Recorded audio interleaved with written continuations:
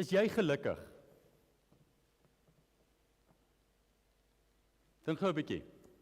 Is jy gelukkig? Nou, jou antwoord gaan sekerlik bepaal word deur wat jou definisie en verstaan van die woord gelukkig is. Vanoggend lees ons uit Psalm 32 en die woorde van Psalm 22 begin met gelukkig is die een. En dan skryf Dawid verder. So as ek vanoggend vir jou vra, is jy gelukkig? Die 83 vertaling het gesê, dit gaan goed met die mens. So ek kan vir jou vra, gaan dit goed met jou? En uit die, sal ons sê, 80 of 100 mense hierso, gaan ons moontlik 80 verskillende eerlike antwoorde kry. Maar as ons die normale, hoe gaan dit met jou? Nee, dit gaan goed, dankie. Mooi. Dan gaan ons almal dieselfde antwoord kry. Dis maar daai tipiese motoriese respons wat ons baie keer gee. As iemand vir jou vra, hoe gaan dit met jou? Nee, dit gaan goed, dankie. Maar intussen is jy besig om te breek hier aan die binnekant, of jy sit met uitdagings en worstelinge en struwelinge, waarvan die persoon niks kennis sal dra, as jy dit nie met hulle deel nie. Aan die ander kant, is ons ook maklik geneig om te sê, maar, ja, weet jy, het gaan maar sleg. Het gaan rof, het gaan wild. En as jy vra, gaan dit regtig wild? Gaan dit regtig rof? Gaan dit regtig sleg? Dis net so debatteerbaar, soos om te vra, gaan dit regtig goed? Nou die Psalm wat ons vanoggend lees, is 'n lied. Die inleiding sê vir ons, dis 'n maskiel. Nou, daar's twee snaakse woorde in hierdie Psalm wat ons teekom. Dis maskiel. Nou, al wat dit moontlik op wys, is dat dit die spesifieke styl is, of 'n vaardigheid is, waarmee die Psalm gesing sal word. Nou, al die Psalms was liedere, wat in die lofprysing en in die sangboek van Israel was. En die tweede woord is Sela. Ons gaan so rukkie stil staan by die Selas vanoggend, want Sela is na alle aanduidings 'n gedeelte wat sê, stop gou 'n bietjie hier en rus. Dink oor wat jy nou net gesê het, oor wat jy nou net gesing het, of wat jy nou net in ons geval gelees het. Dit is Sela. Hierdie Psalm het ten doel om jou te ontmoet waar jy vanoggend is. Of dit goed gaan,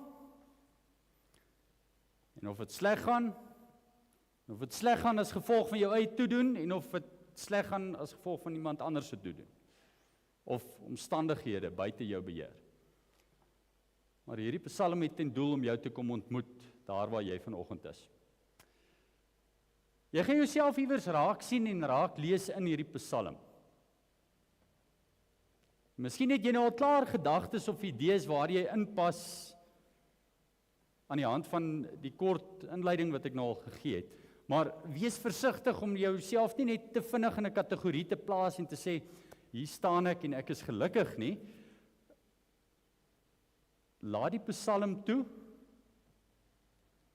om met jou omstandighede, met jou hart te werk, want dit is wat die Heilige Gees kom doen deur die skrif.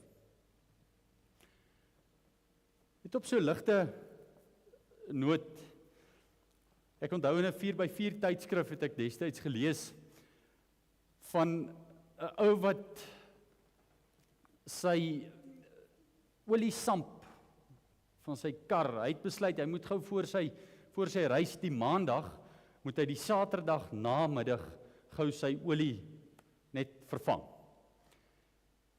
Nou, ek sien hier's 'n paar mense wat al klaar frons oor 'n Saterdag namiddag, jy weet, jy raak nie aan enige gereedskapstuk by jou huis op 'n Saterdag namiddag nie. Nie aan 'n boor nie aan enige iets wat die potensiaal het om te breek nie. Maar nietemin, hy wil sy probleem oplos en in die proses breek hy die skroef, die sampprop, breek hy af. En nou begin hy rondbel. Uiteindelik kry hy toe nou iemand wat so skroefkop het. En die ou bring dit toe nou vir hom om te kyk of alles pas, en 'n groot storie. En die persoon wat nou 'n mechanic is of 'n motorwerktuigkundige, hy sê vir hom, meneer, besit jy 'n toolbox? Hy sê vir hom, ja. Hy sê, meneer, doen jouself 'n guns en gaan sit jou toolbox vanaand op jou sypaadjie en moet nooit weer vir jou een koop nie.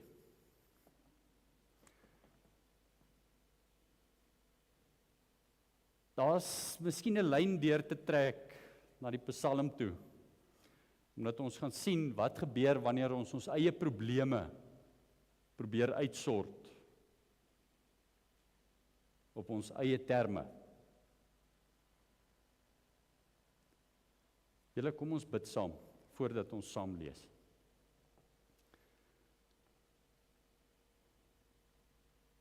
Ons Vader wat in die hemel is,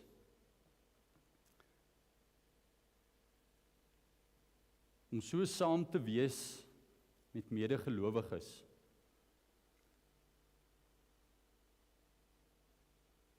Vertel vir ons iets van die koninkryk, omdat ons totaal en al verskillende mense is wat hier saam is, verskillende omstandighede, verskillende huise, verskillende plekke en omstandighede waarin ons leef en werksaam is. Maar Here, U bring ons hier by mekaar en U verenig ons as U liggaam.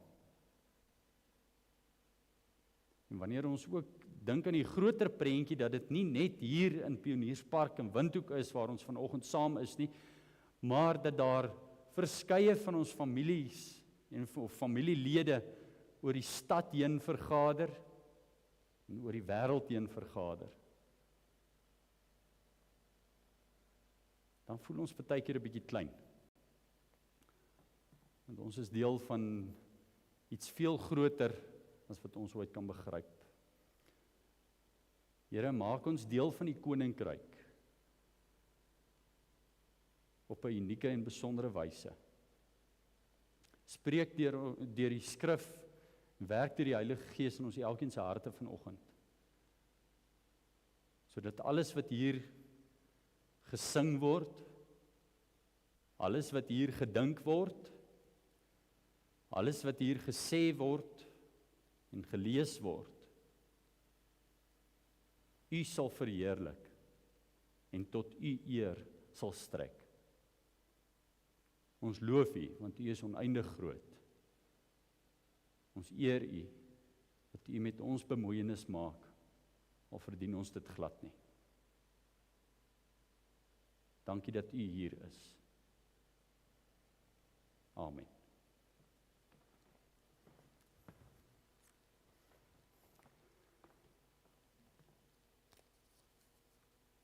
Die teksgedeelte sit ek op die skerm vir ons.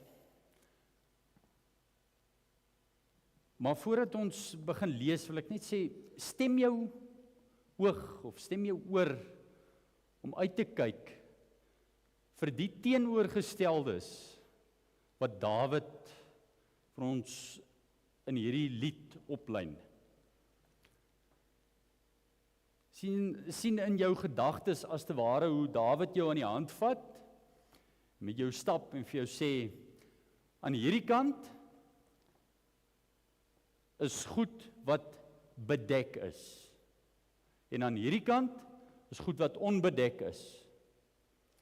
Hierdie kant kan jy praat Hierdie kant kan jy stil bly. Hierdie kant is vergewe en hierdie kant is onvergewe. Hierdie kant is stilte en hierdie kant is geraas. Hier is beskut en onbeskut. Insig en onverstandig, regverdige teenoor goddelose. Gekreun teenoor 'n gejubel. Of gelukkig teenoor ongelukkig. Want jy gaan jouself sien in van daardie omstandighede. Kom ons lees saam.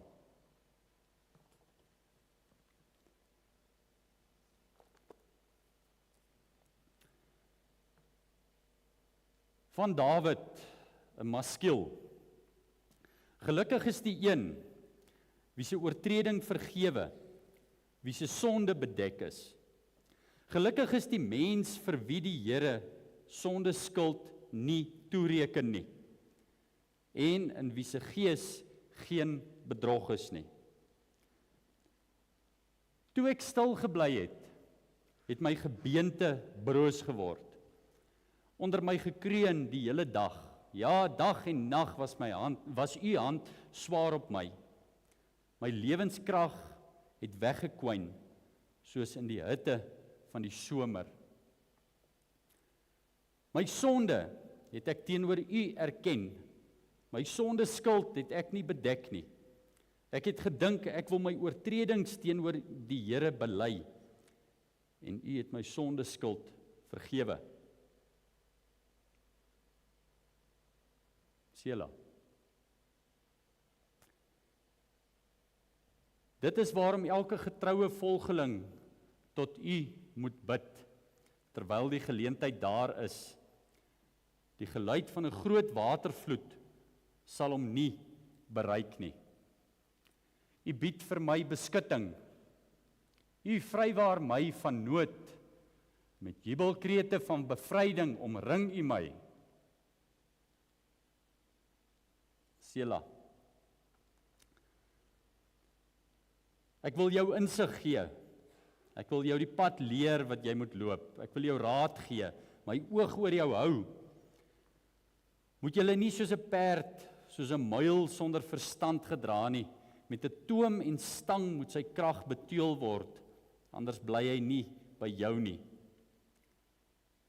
'n Goddelose het baie smarte, maar wie op die Here vertrou, troue liefde omring hom. Verbly julle in die Here en juig regverdiges, ja, jubel dit uit, almal met opregte harte. Tot sover lees ons. Dit is die woord van die Here.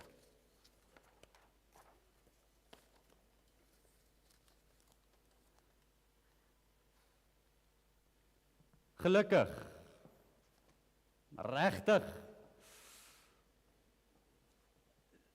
Dawid begin by die gelukkige deel.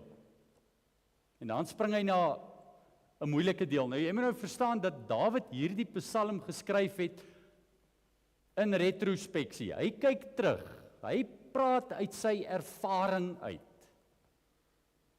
So hy's besig om vir ons hier te leer vanuit sy eie lewenservaring uit. Ons kom net nou ook daarby waar hy dit so beklemtoon.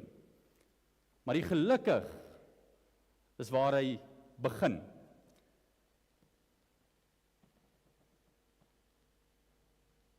Is jy gelukkig? Vra ek vir jou weer. Dawid het probeer om sy sonde weg te steek. Om sy sonde op sy terme te hanteer. Die probleme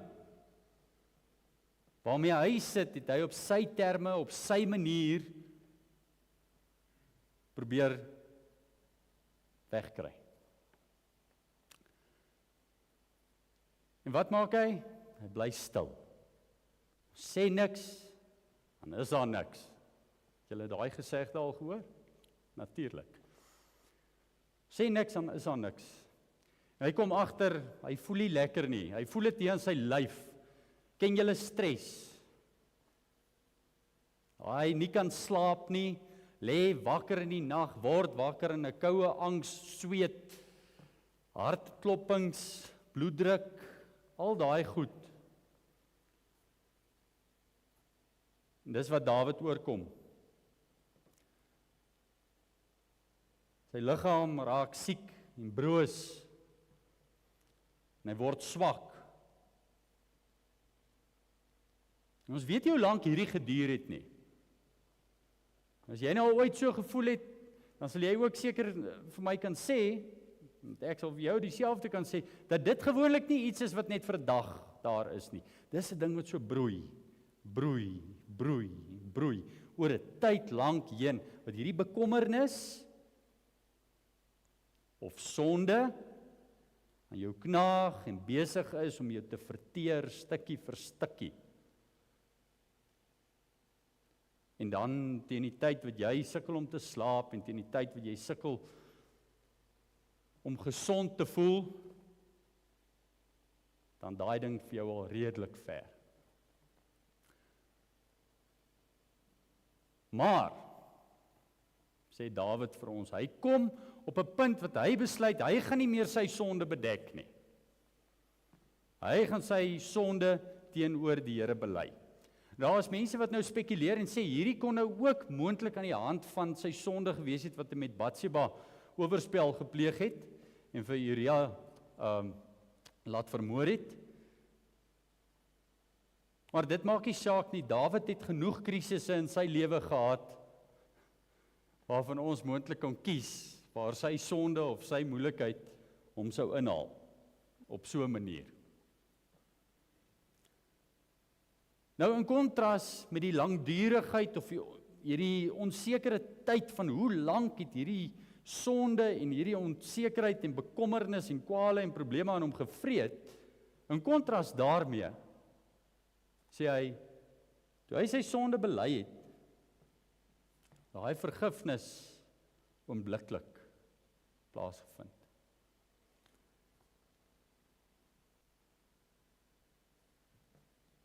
God vergewe sy sondeskuld.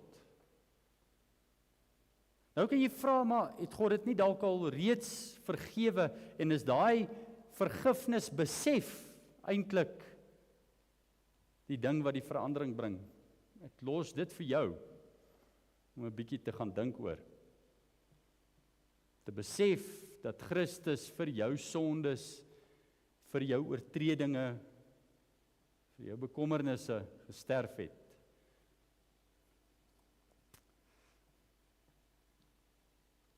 Dawid besef dat die Here hom eintlik beskud. En nou moet jy sien wat Dawid met hierdie beelde doen, want hy spreek nou tot jou hart en tot jou gedagtes, sodat jy hierdie goed kan sien. Hy gebruik beelde.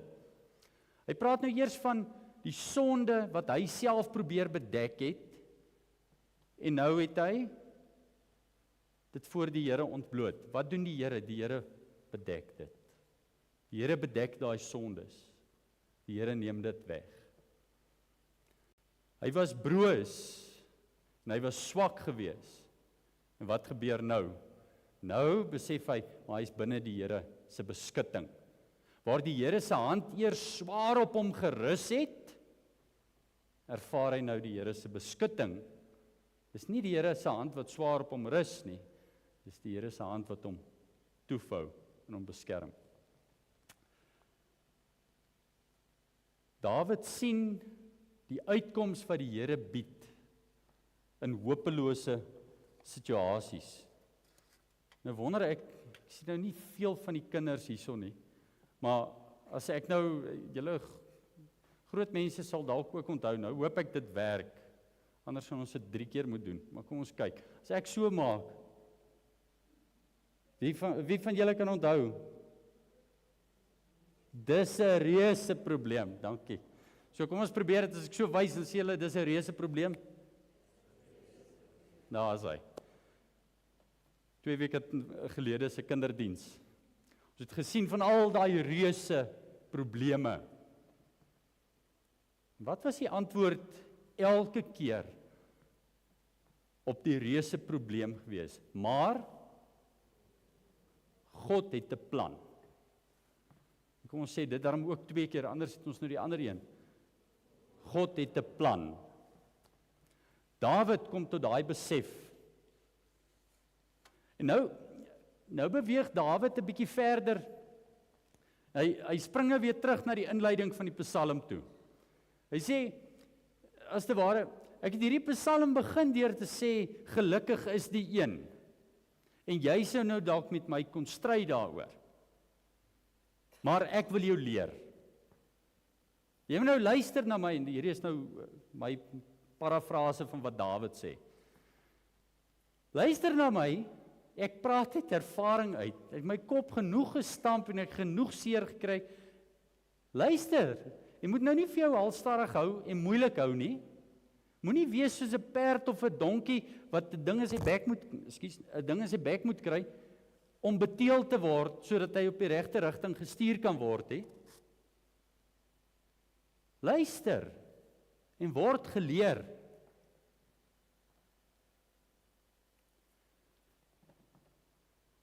Die mooi van hoe Dawid dit hier skryf,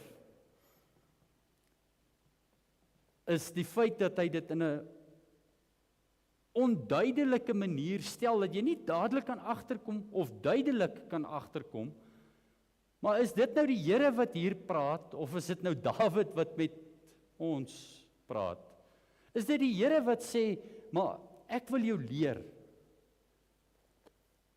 Ek wil jou insig gee. Ek wil jou die pad leer wat jy moet loop. Ek wil jou raad gee, my oog oor jou hou.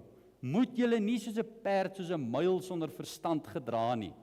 Met toom en stang moet sy krag beteel word, anders bly hy nie by jou nie. Want aan die een kant kan jy nou luister as Dawid praat, want Dawid praat uit ervaring uit. En as jy nou wonder of dit God is wat praat, dan sou ek nog steeds jou aanraai om te luister. Want Dawid, dink ek het dit baie sprus so geskryf. Sê maar, luister na die Here.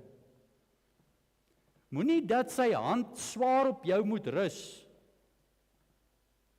soos 'n toom, 'n stang in die bek van 'n dier, sodat hy gestuur kan word nie.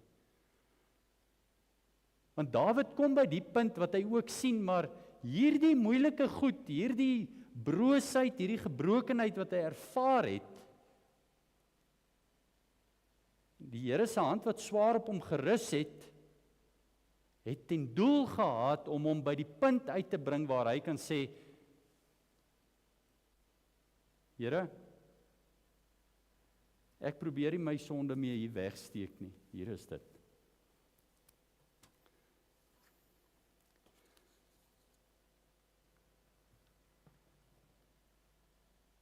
‘n goddelose het baie smarte. Nou dis nou in kontras met daai prentjie wat daar op die bord is. Want 'n goddelose het baie smarte, maar wie op die Here vertrou, troue liefde omring hom. Miskien moet ons 2 prentjies teruggaan net.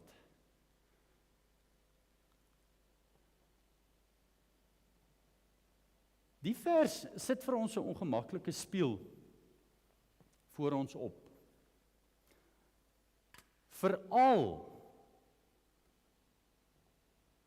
wanneer ons klaassugtig raak.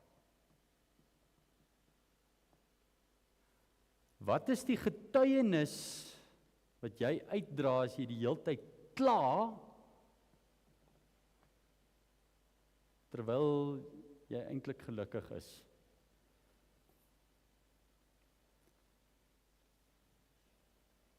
Daar's 'n gesegde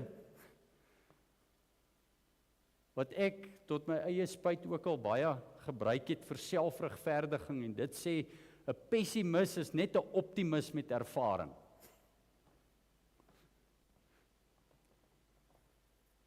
So kom ek sê, die teks kla vir ons ook aan. Maak nie saak waar jy is nie, die Here kom ontmoet vir jou in hierdie teks vanoggend. En hy gaan aan jou skaaf en skuur. En ek hoop dat hy aan elkeen van ons skaaf en skuur.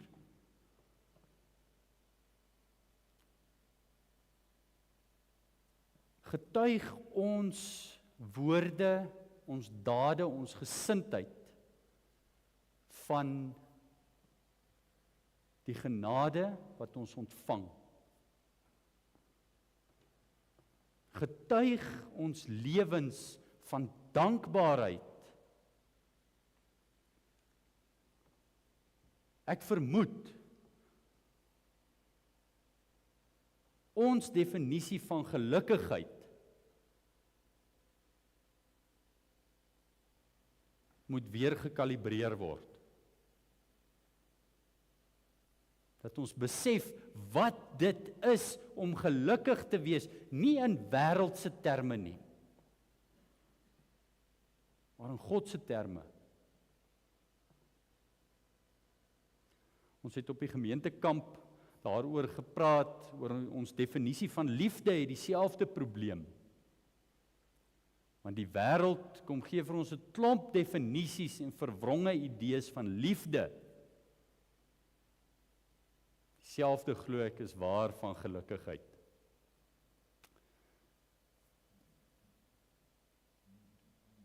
Ons word opgeroep om te juig met opregte harte, eensgesind, om die Here te loof en te prys, want dit, sodra jy die geluk besef, kan jy nie anders as om die Here te loof en te prys nie. Sodra jy besef dat jy eintlik baie gelukkig is,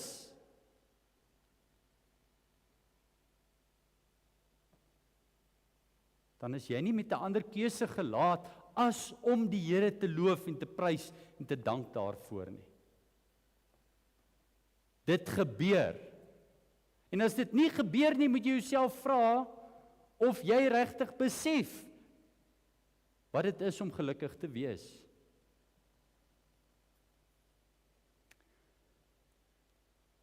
Aan die hand van die teks sien die Here se hand. Miskien moet ons hierdie prentjie opsit.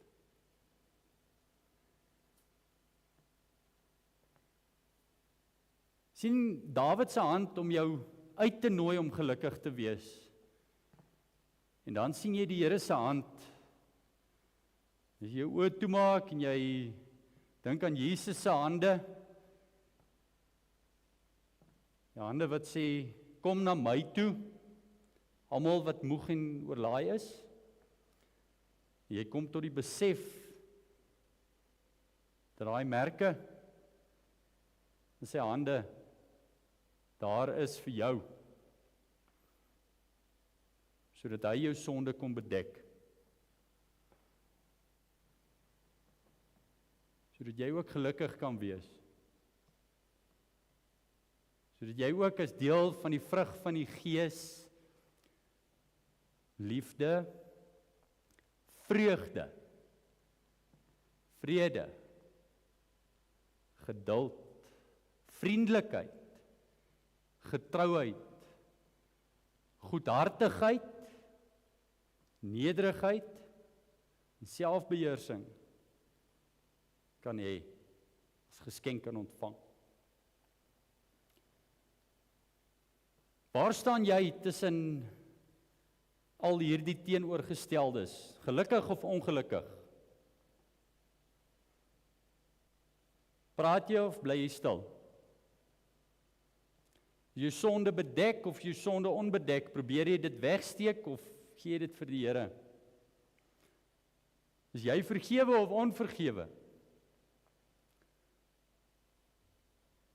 Beleef jy stilte en vrede of beleef jy geraas? Is jy beskut of onbeskut? Het jy insig of is jy onverstandig? Is jy besig om jou net dwars te hou? Word jy getel onder die regverdiges of onder die goddeloses? Is jy besig om te kreun? Of wil jy nie vanoggend die uitnodiging aanvaar om saam te kom jubel nie? Amen. Here,